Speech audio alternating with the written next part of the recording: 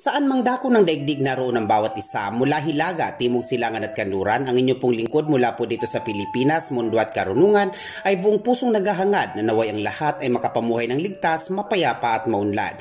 Ayon po sa lumang gabay, hango mula sa sinaunang lihim na karunungan at kalaman ng mga sinaunang Asyano, karamihan po sa mga taong may nunal sa binti o batiis sa wikang Cebuano o Bisaya ay nakatakdang mamuhay ng mariwasa sa panahon ng kanilang pag-aasawa.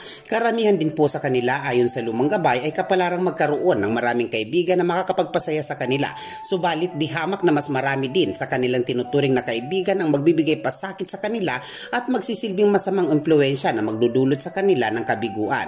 Ang lumang gabay po ay nagbibigay payo na kapag nakasalamuhan ninyo ang taong lagi nagsasabing sila ang bahala sa inyo, ingatan nyo po ang inyong sarili na magtiwala sa mga taong lagi nagsasabi sa inyo ng ganon, kasi sila din po ang nakatakdang magtraidor sa inyo o humila sa inyo pababa ng palihim.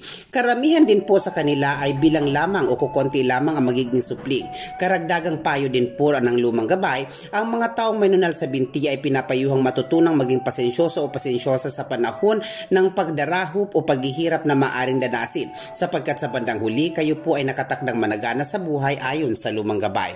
Mga kamundo, lagi po natin tandaan na ang ibinabahagi po ng inyong lingkod ay mga gabay po lamang, sapagkat batid naman po nating lahat na tanging Diyos lamang ang siya makatwiran at makapangyarihang hahatol o hukom sa mga landasin ng buhay na ating tinahak alinsunod sa inulman nating kapalaran. Ito po ang mundo at karunungan na lagi pong nagsasabing patuloy po nating pangalagaan at pagmalasakitan ng kalikasan, maging mga aso at pusa upang araw-araw natin mabatid ang balansing enerhiya ng ating kapaligiran. Mga kamundo, mag-ingat po tayong lahat. Hanapin po natin mga bagay makakapagpaligaya sa atin. Mahal ko po kayo. Maraming salamat po.